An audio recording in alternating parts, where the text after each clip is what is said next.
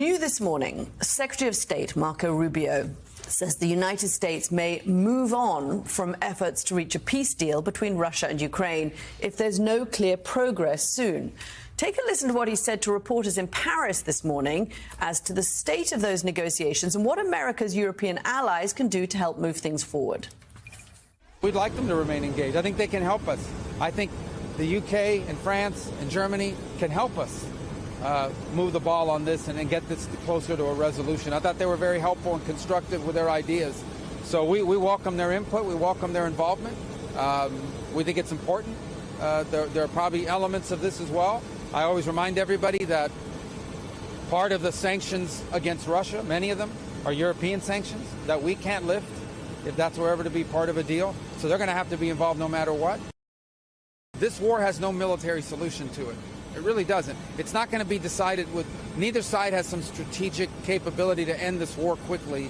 And so what we're talking about here is avoiding thousands and thousands of people from dying over the next year. We're trying to avoid that. We saw what happened last weekend with a missile strike in Sumy, where people died on Palm Sunday. We're just going to see more like that on both sides. We're going to see more of that. We're trying to prevent it.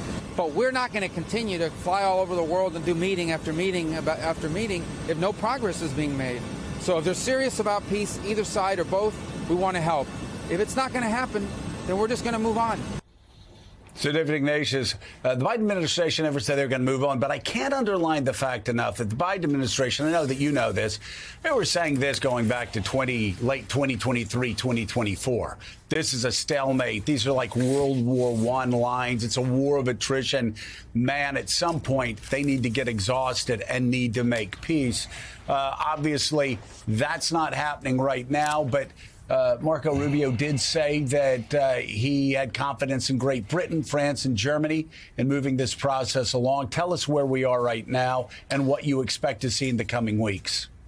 So, Joe, sad to say, the effort that President Trump began to bring this war to an acceptable, and I mean that means a lasting and just solution, seems to be running out of gas.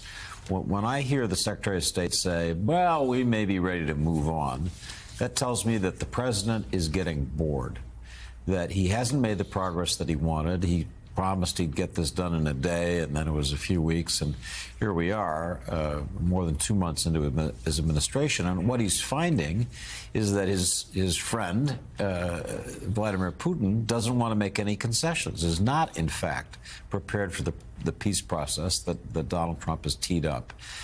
Rather than pressure Putin to move him towards a deal that would bring a satisfactory end to this war that would stick through the rest of the administration, Trump, Rubio, their team seem to be getting ready to walk away from it, leaving it in the hands of the Europeans. And I'm sorry to say that despite enormous efforts by the Europeans, the British, French, to get ready to take up as much of the American burden of supplying weapons, supplying intelligence, they simply don't have the resources. They're not able to make up that gap, which means that Ukraine is going to be heading into this summer, absent some changes, in a situation where its losses will be ever greater. The bravery of Ukraine to have fought to this point is extraordinary, the losses they've experienced.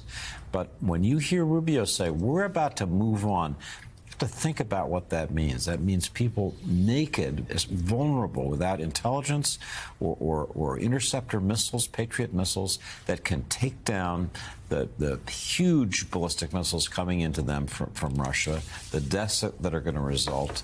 And again, I come back to what Trump correctly said. It's time for this war to end, but it's going to require him to put more effort into it than he's been prepared to so far. You don't just stand there if you're Marco Rubio and say, well, we haven't made any progress. I think that's it.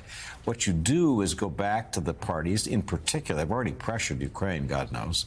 You go back to Russia and say, this is not acceptable. And if you don't begin to move and make concessions, we're going to pressure you further.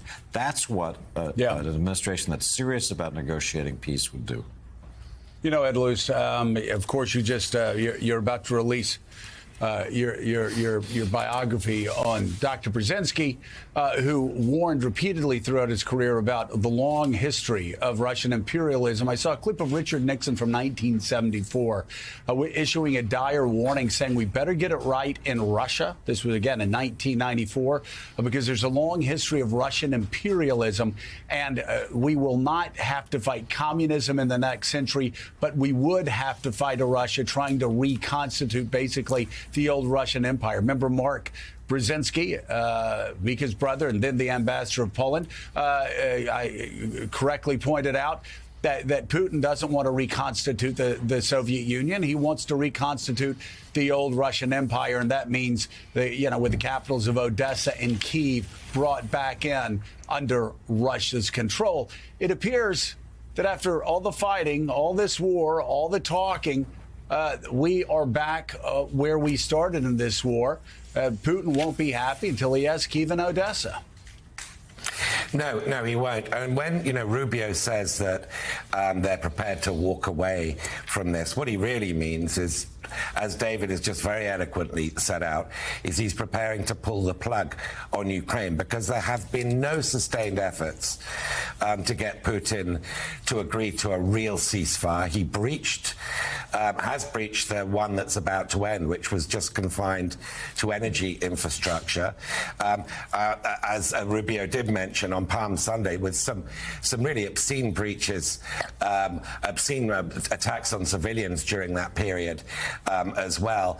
So the idea that, by implication, this is Europe and Ukraine, the border's in their court, is completely wrong. The ball should be in Russia's court. It should be Steve Witkoff going to Moscow and reading the Riot Act to Putin. Instead, he's going and sort of putting his hand on heart as if he's pledging pledging allegiance to Putin. It is an extraordinary, asymmetric, one-sided, 87-day attempt at peace that really doesn't amount to any serious attempt at peace.